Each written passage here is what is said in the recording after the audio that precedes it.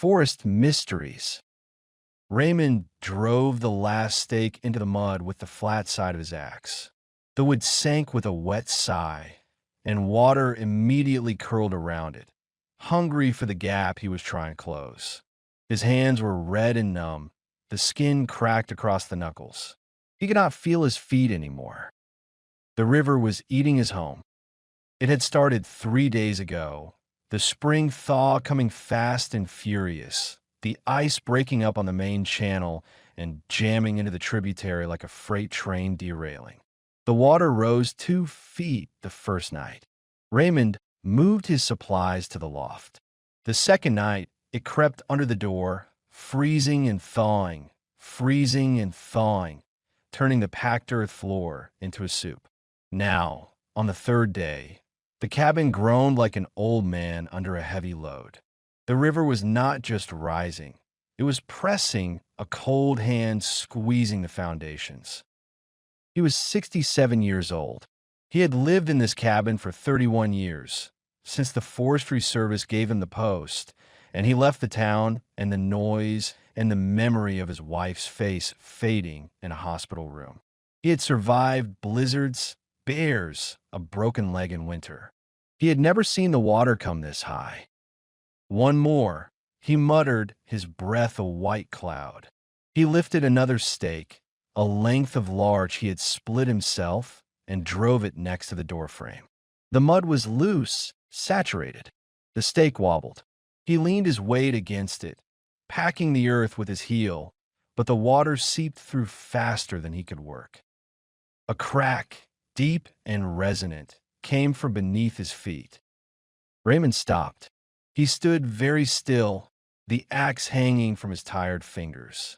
The sound was not with settling. It was with giving. He looked around the cabin. His father's rifle hung on pegs over the stove. His few books, their spines cracked, sat in a crate under the window. A tin of tobacco, almost empty, on the table. The icons in the corner, dark with age, watched him with patient, painted eyes. All of it. Everything he had chosen. The floorboards buckled. A low, grinding roar filled the space. The river, finding its final weakness, pushed under the foundation on the east side. The whole cabin tilted. Raymond grabbed for the doorframe, but his wet fingers slipped. The axe flew from his hand. He fell backward as the stove tipped, scattering cold ash and a cloud of gray dust. A roof beam, the main support he had hewn himself decades ago, broke loose from its mortise. It fell across his left leg, just above the knee. The pain was not sharp. It was a deep, crushing pressure that stole his breath. He tried to push it off, but his arms had no strength. He lay on his back in the rising water, the beam pinning him to the buckling floor, and watched the gray sky through the crack that now ran the length of the roof. The river poured in. It swirled around his body, ice cold, carrying bits of bark and mud. It soaked through his padded jacket, his wool trousers, the old felt boots that had been his only warmth. The cold was worse than the weight on his leg. It was a patient cold, the kind that waited for a man to stop fighting. He tried to twist, to pull his leg free. The beam did not move. He tried to arch his back, to find leverage with his hands. The mud under him was slick, giving no purchase. The water reached his hips, then his chest. He stopped fighting. The ceiling crack showed him a strip of sky the color of old iron. The first snow of the season was still months away, but the air had the thin, brittle feel of something that did not care. He had spent his life in this forest, thinking he knew it, thinking he had made a peace with it. Now he understood. The forest was not his friend. It was not his enemy. It was simply there, and it did not know his name. His eyes closed. He thought of his wife, Kaylee. Her face was hard to hold on to, a photograph left too long in the sun. He had come here to escape her absence, and now the taiga would take him the same way, slowly, without cruelty, without mercy. A sound, a scrape. A scratch. Something on the shore, just outside the broken door. His eyes opened. A shape stood there. A dog? No, too big. A wolf. Gray fur, matted and wet, hanging off a frame that showed ribs. One eye was half closed, a thick white scar running above it like a crack in a frozen lake. It did not growl. It did not bare its teeth. It just stood there, head lowered, watching him. Raymond's lips moved. "Go on," he whispered. The water lapped at his chin. "Get over with." The wolf did not move. It turned its head, looking at the soft earth under the cabin's collapsed wall. Then it stepped forward, not toward him, but to the edge of the ruin. It began to dig. Fast, desperate. Its old paws tore into the mud, throwing clods of earth and water behind it with a furious rhythm. Raymond watched, his mind slow. The water was at his mouth now. He tasted mud and rot. The wolf dug. The hole deepened, and the water, finding a new path, began to drain. It swirled, pulled, gurgled. The level dropped from his chin to his chest, from his chest to his stomach. He could breathe.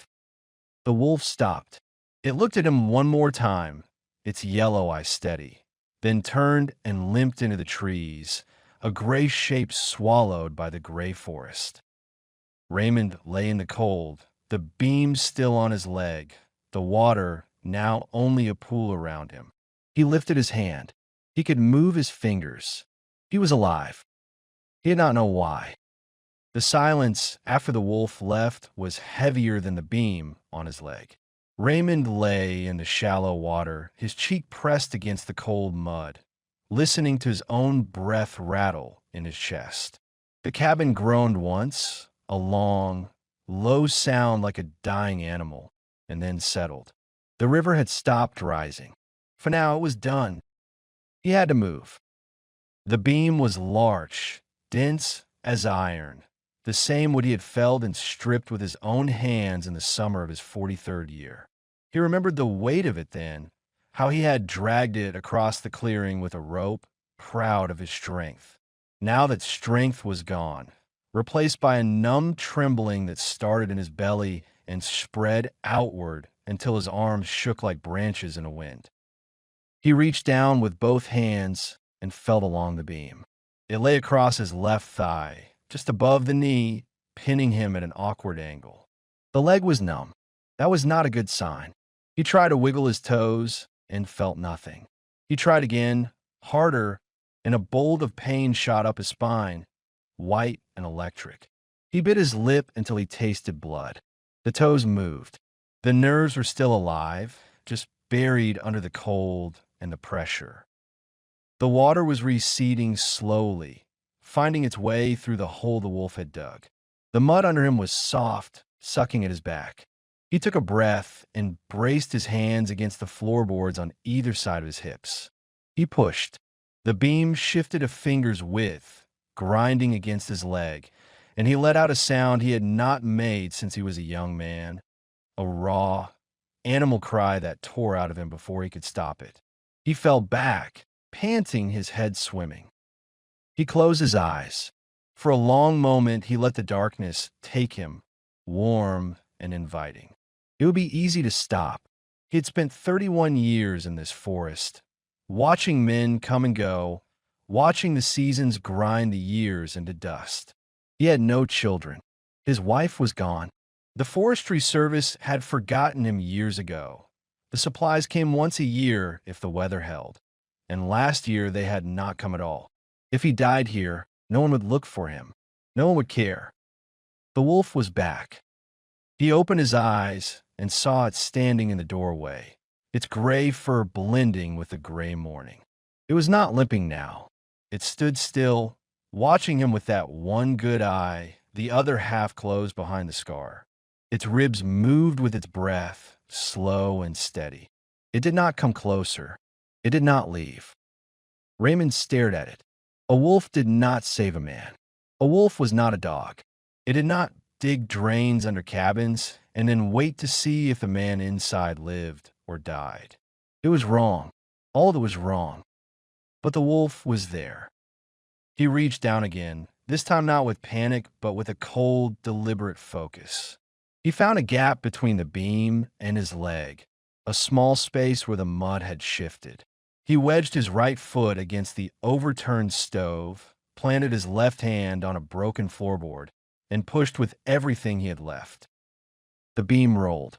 It slid off his thigh and splashed into the water with a sound like a falling tree.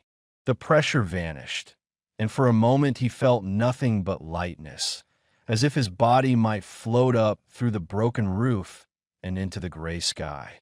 Then the blood returned to his leg, and the pain came with it, a deep, throbbing fire that made his vision go white. He curled on his side, biting his sleeve, waiting for it to pass. When he could see again, the wolf was still there.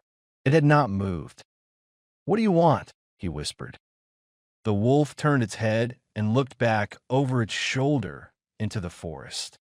It took 3 steps away from the cabin, then stopped. It looked at him again. He understood, or thought he understood. His mind was slow, thick with cold and exhaustion, but the meaning was clear enough. The wolf was waiting for him. It wanted him to follow. He looked down at his leg. The trousers were torn, and through the wet wool he could see the flesh of his thigh, purple and swollen, but not broken. He could stand. He did not know how far he could walk, but he could stand. The cabin was gone. The roof was split. The stove lay on its side. His father's rifle was buried somewhere under the mud. Everything he owned was in that room, scattered and ruined. If he stayed, he would freeze when the sun went down. He had no dry clothes, no food, no fire. He looked at the wolf. It stood at the edge of the trees, patient, waiting, its gray eye fixed on him. Slowly, Raymond pushed himself up. His arm gave way once, and he fell back into the water, cursing. He tried again, using the overturned table for leverage, and this time he made it to his knees. His leg screamed. He ignored it. He crawled to the doorframe, pulled himself up, and stood swaying in the cold air. The wolf did not move. Raymond looked back at the cabin one last time. 31 years. A lifetime of silence and solitude, all of it sinking into the mud.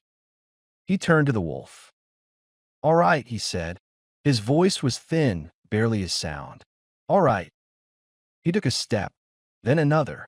The wolf turned and walked into the forest, not fast, not slow, and Raymond followed.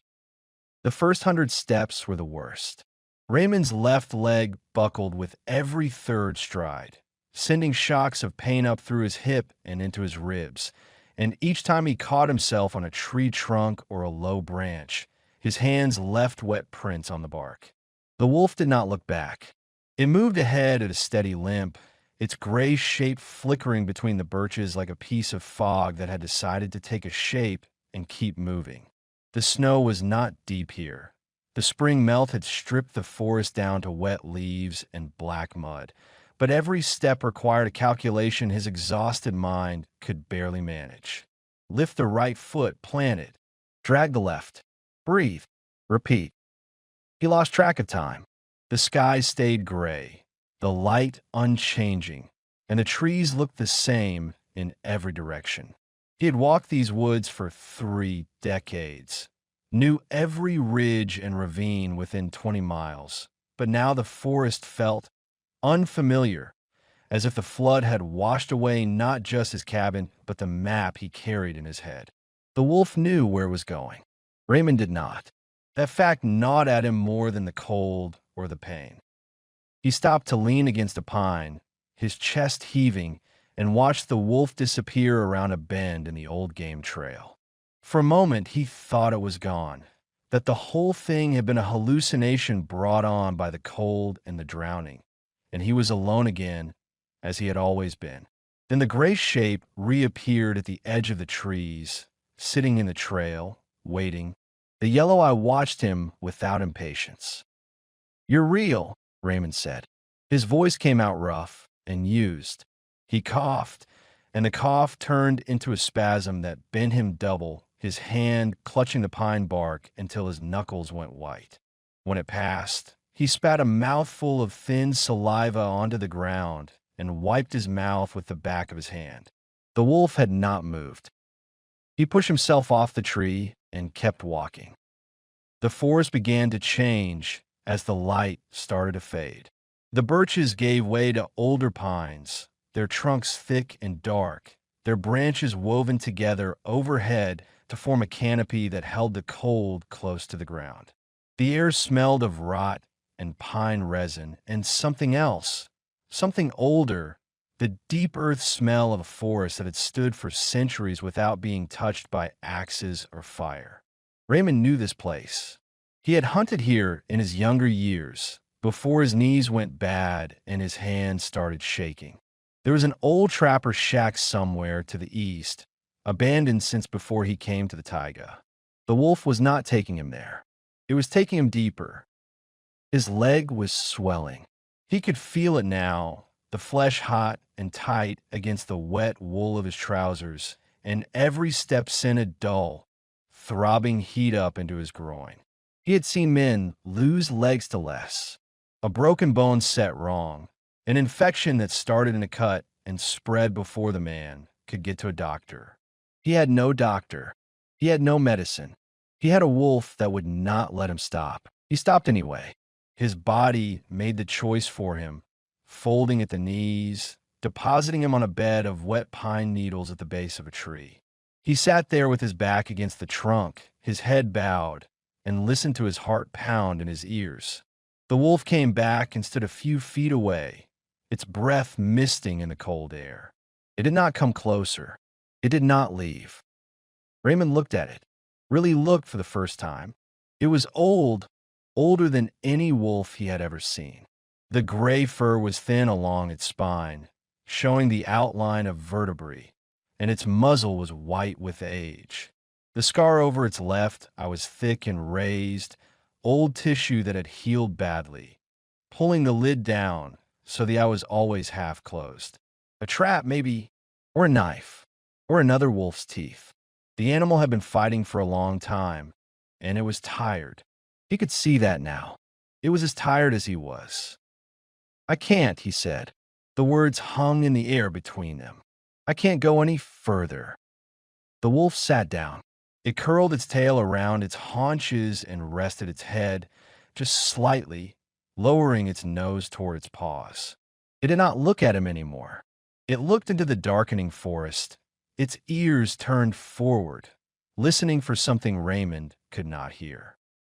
He closed his eyes. The cold pressed against his face, his hands, his chest. His wet clothes were losing what little warmth they had left, and the shivering had started again, deep in his bones, the kind of shivering that came before the numbness and the sleep. He had seen men die of exposure. They always said it was peaceful at the end, a warm blanket, a quiet room. He had never believed them. He had found too many bodies in the spring, their faces blue, their fingers clutching at nothing. He opened his eyes. The wolf was watching him again.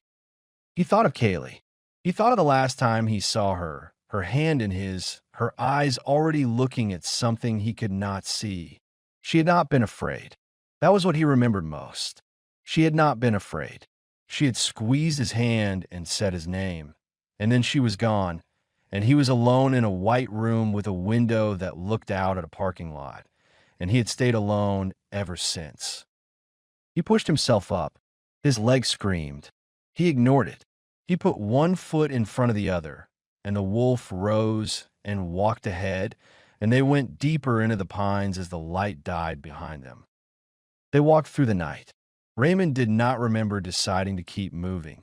His legs simply did not stop, one after the other, a rhythm that repeated itself until the motion became separate from thought, as automatic as breathing. The wolf stayed ahead, sometimes visible, sometimes just a sound in the darkness. The snap of a twig, the rustle of wet branches, the soft pad of paws on packed earth. When Raymond stumbled, the sound stopped until he found his feet again. When he stood still too long, the wolf's shape would appear at the edge of his vision, waiting. The sky began to lighten around 4 in the morning, a slow seep of gray into the black, and Raymond saw where they were.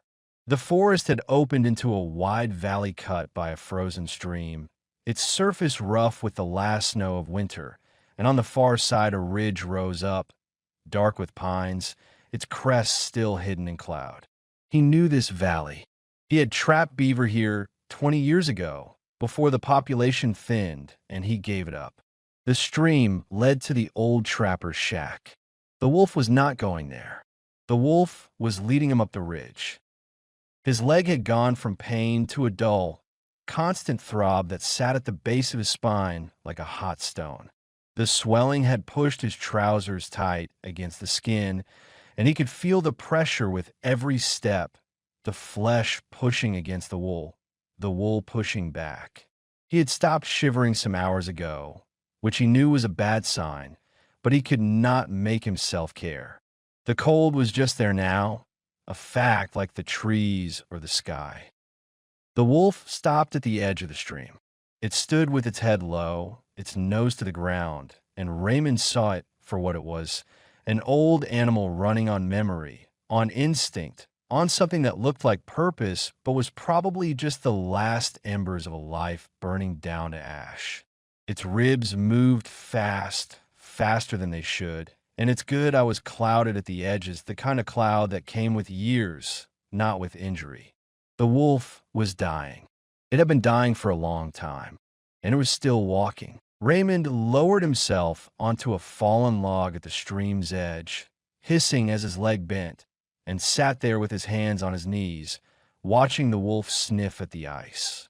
His stomach was empty. He could not remember the last time he ate. Yesterday morning, maybe a piece of bread and some salted fish before the water came up. The thought of food made his mouth water, and he swallowed hard against the emptiness. The wolf turned and looked at him. Then it looked at the ridge, and it looked back at him. "I'm not going up there," Raymond said. His voice was a whisper, scraped raw by the cold. "I can't." The wolf did not move. It stood there, patient, its breath misting in the gray light, and Raymond felt something shift in his chest, something that was not pain or cold or hunger. It was anger, a hot, sudden anger that rose up from a place he had thought was empty, that burned through the numbness and the exhaustion and left him shaking. "I said I can't," he said louder. "You hear me? I'm done. I'm done walking." He picked up a stick from the ground and threw it at the wolf. It was a weak throw, the stick landing a few feet short and skittering across the ice, but the wolf flinched. It took a step back, its tail dropping, and for a moment Raymond saw it not as a guide or a savior, but as what it was, an old, tired animal that had no reason to be here, no reason to be leading a broken man through a frozen valley, no reason except some purpose Raymond could not understand. The anger drained out of him as fast as it had come. He put his head in his hands and sat there, listening to the stream move under the ice, listening to his own breath, listening to nothing at all. When he looked up, the wolf was still there. It had come closer, not much, just a few feet, and it was lying down now, its head on its paws, watching him with that half-closed eye. It was not afraid of him. It had never been afraid of him. It was waiting. Raymond looked at the ridge. The cloud had lifted slightly, showing the line of the crest against the sky, and he tried to remember what was up there. He had not been to that ridge in years, not since his legs could carry him up slopes without this burning, aching protest. There was a clearing, he remembered, a stand of old larch, maybe a cabin long abandoned, the roof caved in, the door hanging off its hinges. Nothing worth walking for. But the wolf was looking at the ridge, and the wolf had saved his life. He pushed himself off the log. His leg buckled, and he caught himself on the log's rough bark, his arms trembling with the effort of holding his weight. He stood there for a long moment, waiting for the pain to settle, waiting for his legs to remember what they were supposed to do. The wolf got up and started across the stream, its paws finding purchase on the rough ice, moving slow, looking back once to make sure he was following. Raymond stepped onto the ice. It held. He took another step, and another, following the gray shape up the frozen stream toward the ridge, his shadow stretching out behind him in the thin morning light, long and black and empty. The fire was small, barely more than a handful of flames pushed into a hollow scooped out of the wet ground, but it gave enough heat to stop the shaking. Raymond had found the dry wood by instinct, reaching under a deadfall where the snow and rain had not touched, and he had built the fire the way his father had taught him 50 years ago. Small sticks first, then larger, patience, always patience.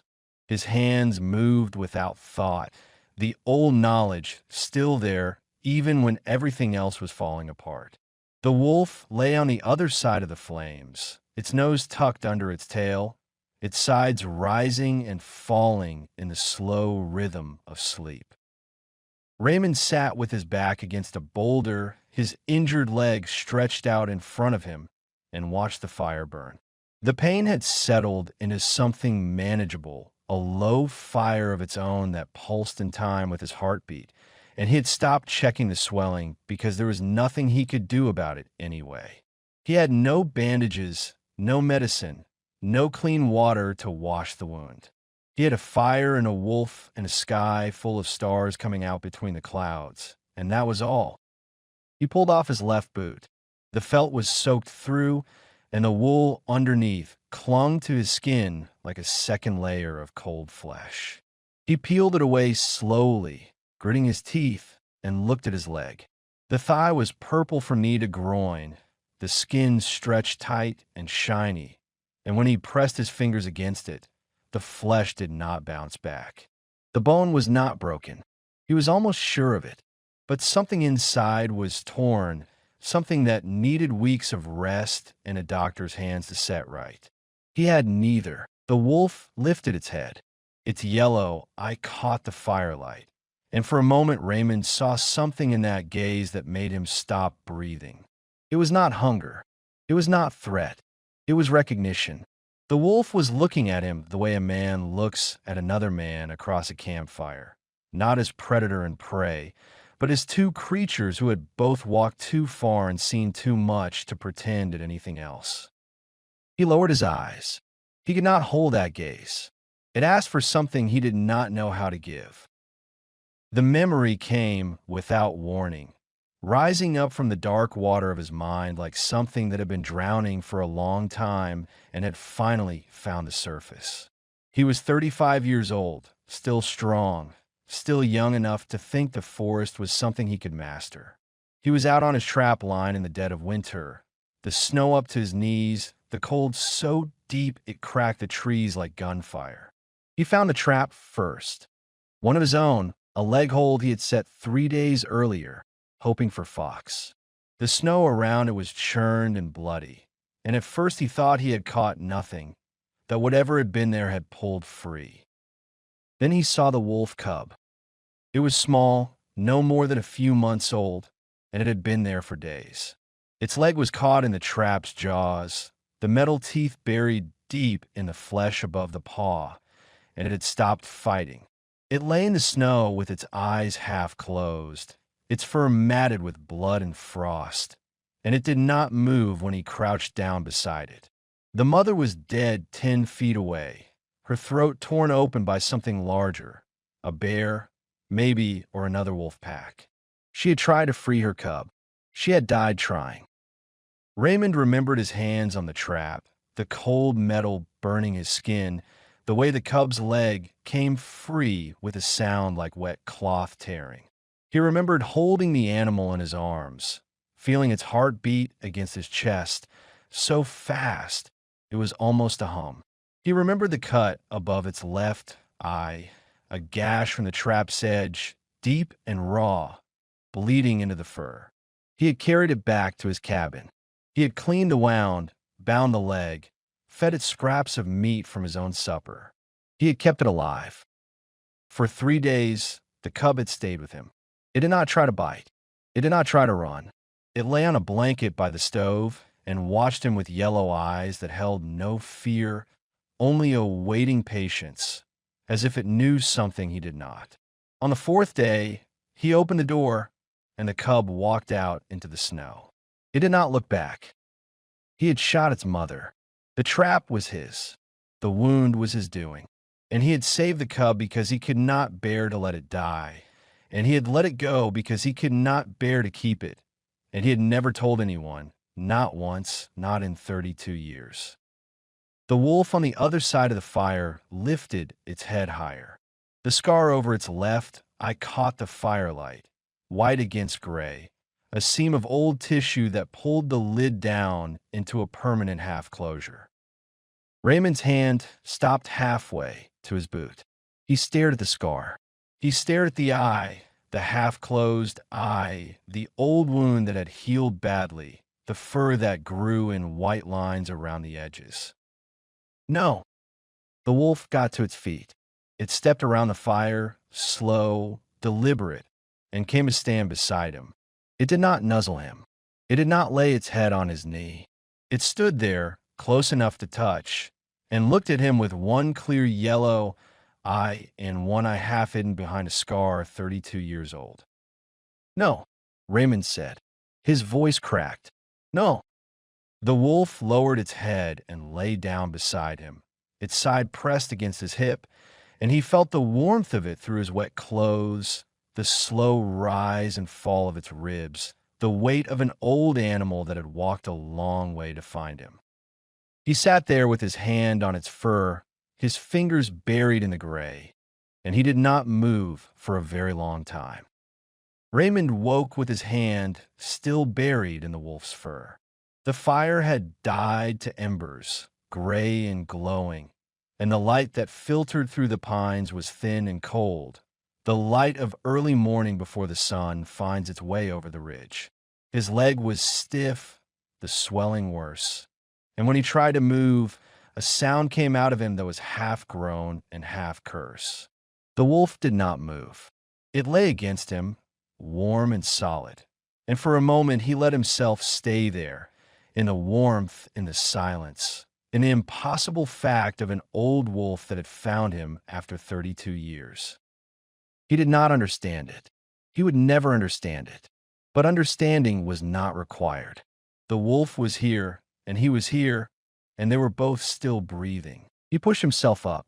The wolf rose with him, stretching its front legs, its tail giving a single slow wag, the first gesture of anything like affection he had seen from it. Then it turned and walked toward the stream, stopping to look back, waiting. Raymond pulled on his boot. The felt was still wet, and forcing his swollen foot into it was a slow torture that left him sweating despite the cold. He tied the laces loose as they would go, and stood. The leg held. It would have to. They followed the stream up. The ice was thinner here, the water moving underneath visible through the gray surface, and Raymond walked carefully, testing each step before putting his weight down. The wolf moved ahead, sure-footed, its paws finding the solid patches with an instinct that seemed never to fail.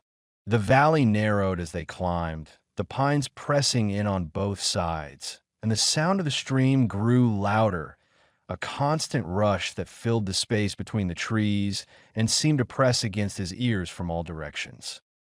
The sound began to change as the morning wore on. Or perhaps it was not the sound that changed, but his mind. The rush of water became voices, low and indistinct, words he could almost hear but could not quite catch. He stopped and shook his head, and the sound was just water again. He walked on, and the voices came back. His father was there. He heard him clearly now, the old man's voice rough from cigarettes and hard winters, the voice that had taught him to set a trap and skin a rabbit and read the sky for weather. The words were lost, but the tone was there, impatient, always impatient, the tone that had driven Raymond into the forest in the first place, looking for a silence his father could not fill with orders and complaints. The stream rushed on. The voices shifted. Now it was Nick, the old trapper who had worked this valley before Raymond was born, who had taught him the old ways, the ways that did not come from books or forestry service manuals. Nick had died in his cabin 15 years ago, and Raymond had found him there, sitting in his chair, his pipe still in his hand, his eyes open and looking at something Raymond could not see. Nick's voice was softer than his father's, older, and it said something Raymond almost understood, something about the forest and the things that lived in it and the things that watched. The ice cracked under his foot. He stopped, his heart hammering, and looked down. A thin web of cracks spread out from his boot, but the ice held. He let out a breath and looked for the wolf. It was ahead, sitting on a rock with a stream widened into a shallow pool, waiting. It was not looking at the ice. It was looking at him. He moved forward, slower now, and the voices receded. But they did not disappear. They became a murmur at the edge of his hearing. The sound of a room full of people talking in low voices, the words indistinguishable, but the presence unmistakable. He knew these voices, all of them, men he had trapped with, men who had died in the forest or left it for towns and cities and lives he could not imagine. Women, too.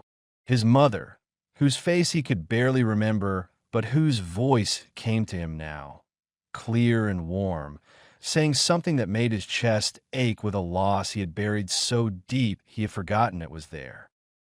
And Kaylee. Her voice was the clearest of all. It came from the water, from the ice, from the air itself, and it said his name the way she had said it in the last weeks, soft and tired, the voice of someone who was already leaving, who was already somewhere he could not follow. Raymond. He stopped walking. The wolf stopped too, turning its head, its breath misting in the cold air. Raymond. He closed his eyes. The water rushed on. The voices swirled, and he stood there on the ice with his hands at his sides, listening to his dead wife call his name. When he opened his eyes, the wolf was beside him. It had come back without his hearing it, and it stood close enough that he could feel the warmth of its body against his leg. He looked down at it, and it looked up at him, and the voices faded. Not gone, but quieter, further away, as if they had stepped back to give him room. He started walking again. The ice held.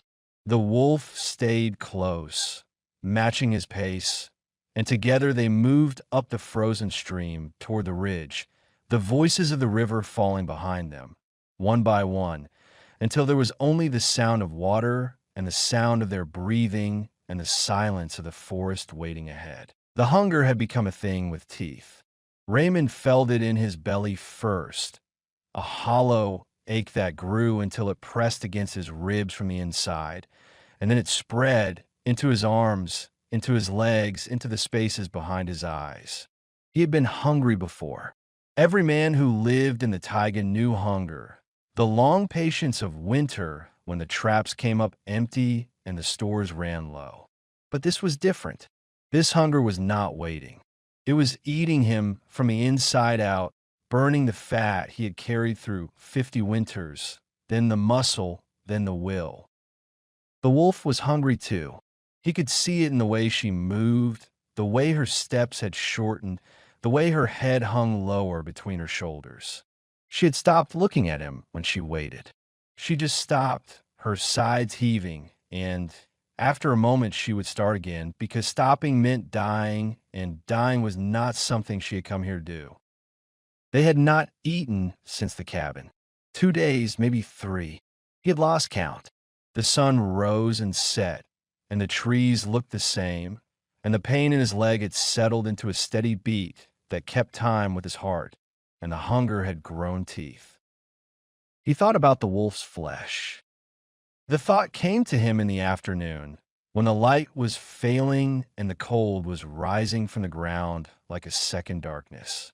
He was sitting on a fallen tree, his legs stretched out, his hands shaking from something that was not cold, and the wolf was lying a few feet away, her head on her paws, her eyes half closed. She was thin. He could count her ribs from where he sat. But there was meat on her. Not much, but enough. Enough to keep him walking for another day, maybe two. He looked away.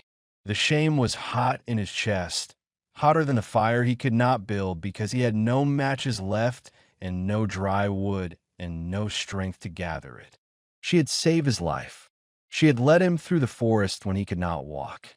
She was the cub he had pulled from a trap 32 years ago, the life he had saved when he was young enough to think saving things mattered. And now he was thinking about her meat, her hide, her warmth. He was no better than the forest. The forest ate everything. It did not care about debts or memories or the shape of a scar over an eye. It ate the strong and the weak, the young and the old, and it never stopped eating, never stopped taking, never stopped filling its belly with the bodies of things that had lived and breathed and hoped. He was the forest. He had always been the forest. The wolf lifted her head. She looked at him with that one clear eye, and he saw something in her gaze that he had not seen before. Not trust, not love, recognition. She knew what he was thinking. She knew, and she was waiting because waiting was what she did, what she had always done since he set her free in the snow and she walked away without looking back. His hand found his knife. The handle was cold, the blade still sharp, and he pulled it from its sheath and held it in his lap, looking at the steel, looking at the wolf, looking at the steel again. One cut, that was all it would take. She was old and weak, and she would not fight him. She would lie there and let him do it because she had walked all this way to bring him somewhere, and if dying was what it took to finish the journey, she would die. His hand shook. The knife shook with it, the blade catching the thin light, throwing a sliver of brightness onto the wet leaves. He could not do it. He threw the knife.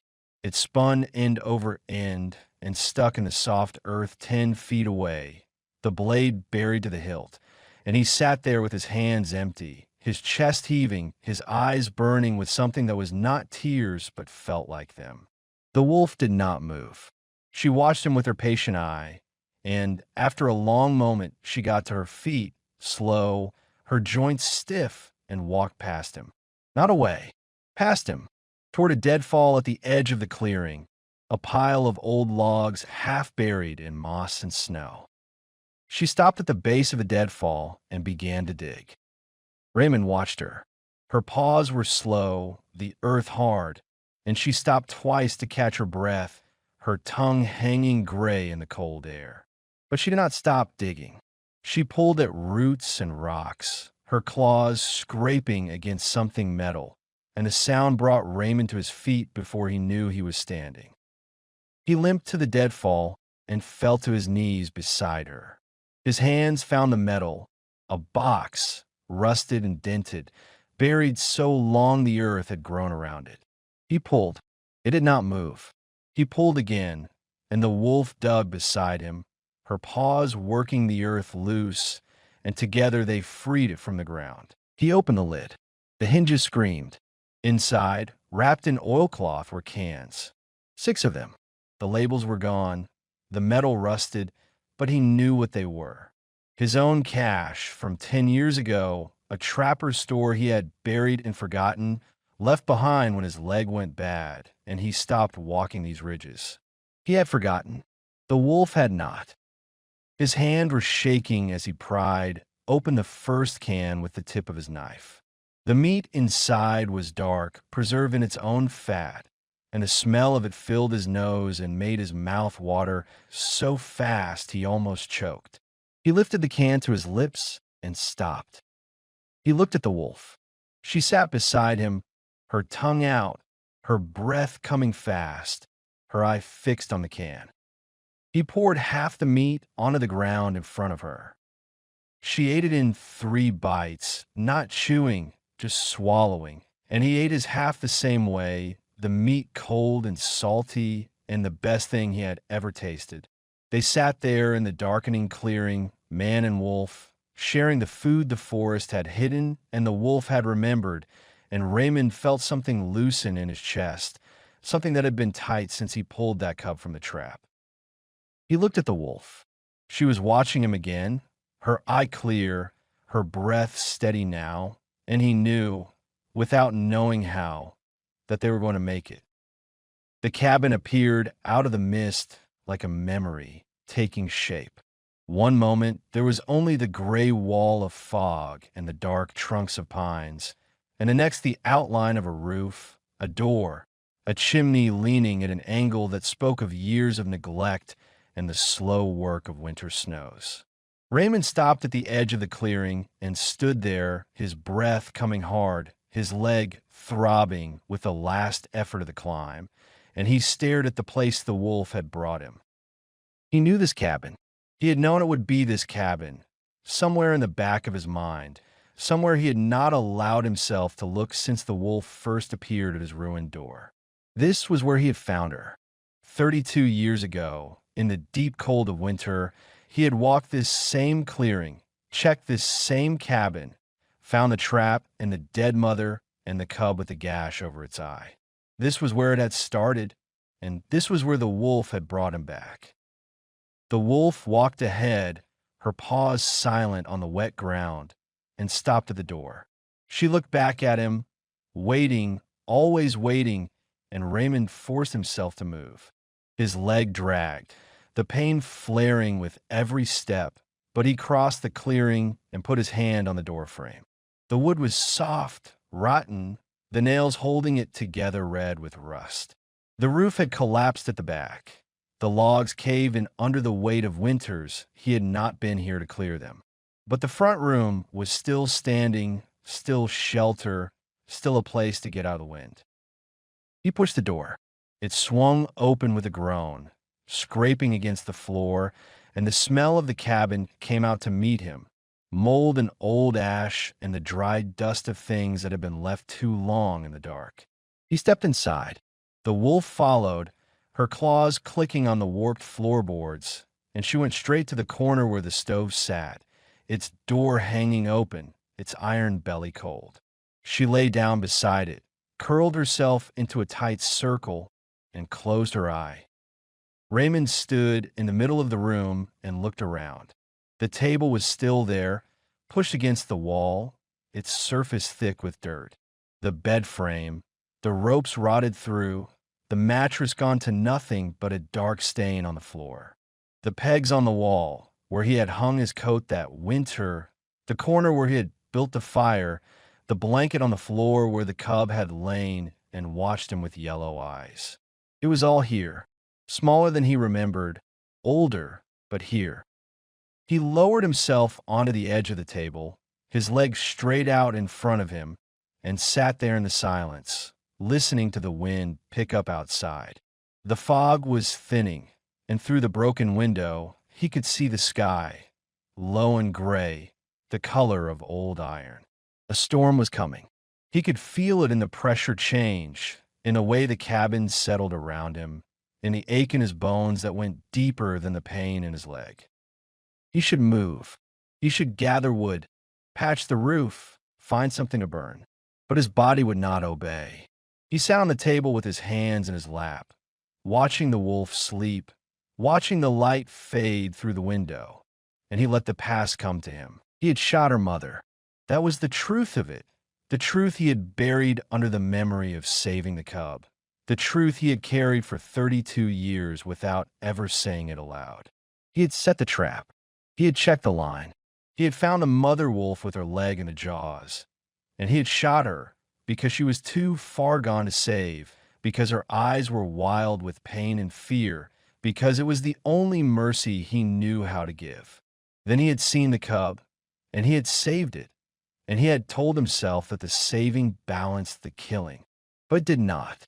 It never had. He looked at the wolf on the floor.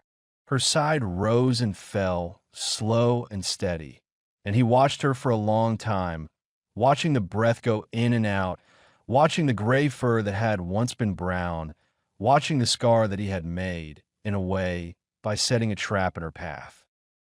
He stood up. His leg screamed, but he ignored it. and he limped across the room to the corner where the wolf lay. There, half hidden under a pile of old canvas, was the trap. He had left it here that winter, too tired to carry it out, telling himself he would come back for it. He had never come back. He knelt beside it. The rust had eaten the metal, the jaws fused open, the chain stiff and immovable. He picked it up, felt the weight of it in his hands, and for a moment he saw it all again. The snow, the blood, the mother's eyes, the cub's small body shaking against his chest. The wolf opened her eye. She looked at him, looked at the trap in his hands, and did not move. Raymond carried the trap to the door. He stepped outside, into the cold and the rising wind, and he walked to the edge of the clearing. He threw the trap into the trees. It crashed through the branches, a sound like breaking bones, and then it was gone, swallowed by the forest, buried in the dark where it could do no more harm.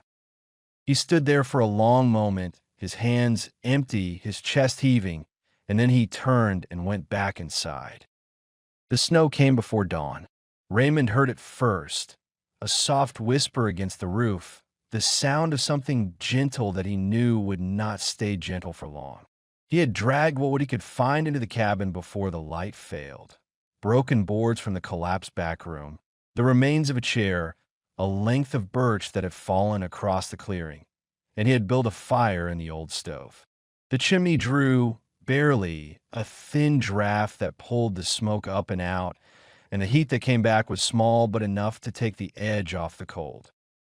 The wolf lay beside the stove, her nose tucked under her tail, her breathing slow and even. She had not moved since he came back inside. He watched her for a long time, watching the gray fur rise and fall, watching the way her paws twitched sometimes, as if she were running in her sleep. He thought about the trap, buried now under the snow somewhere beyond the clearing, rust and iron and memory all hidden together. It did not feel like a weight had lifted. It felt like a door had closed, and he was on the other side of it, and there was no going back. The wind picked up as the morning wore on. The whisper became a moan, and the moan became a howl, and the snow came harder, driving against the walls, finding every crack, piling up against the door in a white wall that grew by the hour. Raymond fed the stove piece by piece, hoarding the wood, counting the hours left in the pile. The cabin groaned under the weight of the storm, the same sound his own cabin had made before the river took it, and he sat on the floor with his back against the wall and listened to the forest try to tear down another roof. The wolf woke when the light began to fade. She lifted her head, looked at the window, looked at the door buried in snow, and then looked at him. She did not get up. She lay there with her head on her paws, her one clear eye watching him, and Raymond felt something shift in the space between them, something that had been there since the first night, since the fire, since the moment he threw the knife into the earth and chose not to be the thing that ate her. He started talking. He did not plan it. The words came out of him like water finding a crack in a dam, slow at first, then faster, until he could not stop them. "I killed her," he said. His voice was rough and used, scraping against his throat. "Your mother. I set the trap. I found her. She was still alive, but she was gone, you understand? Her leg was broken, and she had been there for days, and she looked at me with eyes that had already left. I shot her, because it was the only thing I knew to do." The wolf did not move. She watched him, patient, her breath misting in the cold air. He told her about Kaylee. He told her about the hospital room, the white walls, the machines that beeped and hummed and did nothing. He told her about the way his wife's hand had felt in his, light, weightless, like holding a bird that was already flying away.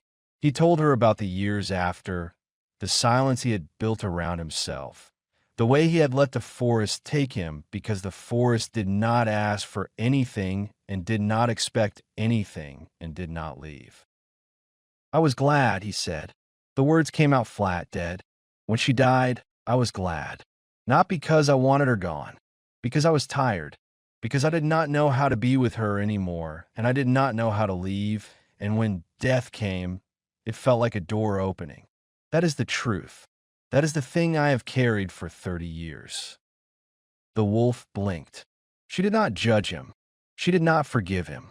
She lay there in the firelight and listened, and that was enough.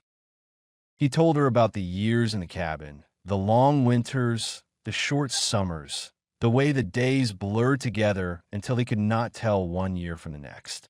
He told her about the letters he stopped writing, the people he stopped seeing, the man he had been before the forest took him and turned him into something that did not know how to speak to another human being.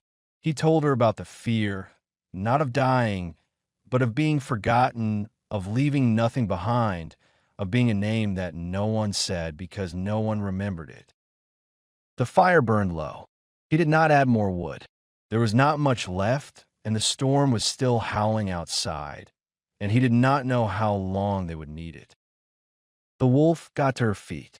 It was a slow movement, painful to watch, her joints stiff, her legs trembling with the effort. She crossed the small space between them and lay down beside him, her head on his thigh, her warmth seeping through his wet trousers. He put his hand on her back and felt her ribs under the fur, the shallow beat of her heart, the breath that came in short, shallow pulls. She was dying. He had known it. He realized for a long time. Since the first night, maybe when he saw her ribs through her fur and the cloud in her eye. She had walked him here, across the frozen river, up the ridge, through the storm, and now she was done. Her task was finished. The debt was paid. He sat with his hand on her back, watching the fire die, listening to the wind scream against the walls, and he did not move. The hours passed. The light outside the window went from gray to black to gray again, and the storm began to weaken, its howl dropping to a moan, then to a whisper, then to silence. The wolf lifted her head. She looked at the door, buried in snow, and then she looked at him, and her eye was clear, clearer than it had been since the first night. She was not afraid. She had never been afraid. She laid her head back down on his thigh, and she closed her eye, and her breathing slowed, one breath, two, three, and then nothing. Raymond did not move when her breathing stopped. He sat with his hand on her back, feeling the warmth leave her fur, feeling the stillness settle into her bones. And he did not move because moving meant accepting that she was gone, and he was not ready to accept anything. The fire in the stove had died to ash, and the cold was coming back, creeping across the floor, finding his feet, his hands, his face. He sat in the cold with a dead wolf on his lap and watched the light change outside the window. The storm had buried the cabin. Snow pressed against the glass, a white wall that filtered the morning sun into a soft, gray light, the light of a world that had been erased and was waiting to be remade. He could hear nothing. No wind, no creaking branches, no sound of his own breathing. The silence was complete, the silence of the deep forest after a blizzard, the silence that came before the first bird called, and the first hair moved, and the first twig snapped under the weight of new snow. He looked down at the wolf. Her face was peaceful, the scarred eye closed, the good eye closed, her mouth slightly open, her tongue gray against her teeth. She looked old, older than she had looked in life, the fur thin, the bones sharp under the skin, the body that had carried him across the frozen river and up the ridge and into this cabin, now just a collection of parts that had stopped working together. He had seen death before. He had seen it in animals, in his wife, in the faces of men who had died in the forest and been found in the spring. He had never sat with it like this, holding it, letting it grow cold against his leg. He did not know how long he sat there. The light shifted, the gray brightening to white, the shadows in the corners of the cabin moving as the sun tracked across the sky. His leg had gone numb again, But it was a different numbness now, not the sharp pain of injury, but the dull weight of sitting too long in one place. He should move. He should stand, build a fire, dig his way out of the cabin, find the trail that would take him back to the river, to the town, to the world he had left 31 years ago. The storm was over. The path was open. All he had to do was stand. He did not stand. He thought about the wolf. He thought about the cub he had pulled from the trap, the small body shaking against his chest, the 3 days they had spent together in a cabin much like this one, the fire in the stove, the blanket on the floor, the yellow eyes that watched him without fear. He had let her go because he thought that was what the forest demanded, that every creature find its own way, live its own life, die its own death. He had not understood that letting go was not the end, that the forest remembered, that the debt he owed was not paid by walking away, but by walking back. He moved. Slowly, carefully, he shifted the wolf's head from his thigh to the floor, arranging her body so she lay straight, her legs tucked under her, her tail curled around her haunches, the way she had lain beside the stove when she was alive. He stood up, his legs screaming, and stood there swaying until his balance returned. Then he went to work. There was not much wood left, but he found enough to build a fire in the stove, a small one, just enough to take the edge off the cold. He found a piece of canvas in the back room, old and stiff, and he wrapped the wolf in it, folding the edges over her body, tucking them under her like a blanket. He found the door buried under 3 feet of snow and pushed it open, the snow falling inward, cold and dry, and he stood in the opening and looked at the clearing. The world was white. The pines wore thick coats of snow, their branches bent low, and the clearing was a blank page, no tracks, no marks, no sign that anything had ever lived here. The sky was pale blue, the color of ice, and the sun was low on the horizon, throwing long shadows across the snow that looked like the shadows of trees that did not exist. He went back inside. He lifted the wolf in his arms. She was lighter than he expected, lighter than she had been when she lay against him on the trail, and he carried her out of the cabin and across the clearing to the edge of the pines. There was a rock there, a flat shelf of granite that jutted out from the hillside, and he laid her on it, the canvas still around her, her face turned toward the sun. He stood there for a long time, looking at her. The wind was gone. The cold was there, but it was a clean cold, a cold that did not bite but only waited. He thought about saying something, some words, some prayer, some farewell that would mean something. But there were no words. There was only the wolf and the rock and the white forest and the silence that held all of them. He turned and walked away. His leg dragged in the snow, his body weak from hunger and cold and the long days of walking, but he walked. He crossed the clearing, past the cabin with its broken roof and its empty stove, and found the trail that led down the ridge.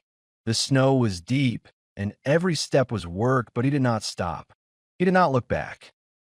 At the edge of the clearing, where the pines closed in and the trail became a tunnel of white, he stopped. There was a movement in the trees, a flicker of gray against the white, and he turned his head slowly, afraid of what he might see. A wolf stood at the edge of the trees. A young wolf, its fur thick and dark, its eyes bright, its body strong. It had no scar over its eye. It stood there for a moment, watching him, its head tilted, curious, unafraid. Then it turned and slipped into the forest, and the trees took it, and it was gone. Raymond stood there for a long moment, his breath misting in the cold air, his hand on the trunk of a pine. Then he turned back to the trail and began to walk down the ridge, toward the river, toward the town, toward whatever was left of a life he had walked away from a long time ago. The snow was deep, and the way was long, and he was old and tired and alone. But he walked. Behind him, on the rock at the edge of the clearing, the wolf lay in the sun, her face turned toward the sky, and the snow began to fall again. Light at first, then heavier, covering her, covering the rock, covering the clearing, until there was nothing but white and the silence of the taiga, which had seen it all and would remember.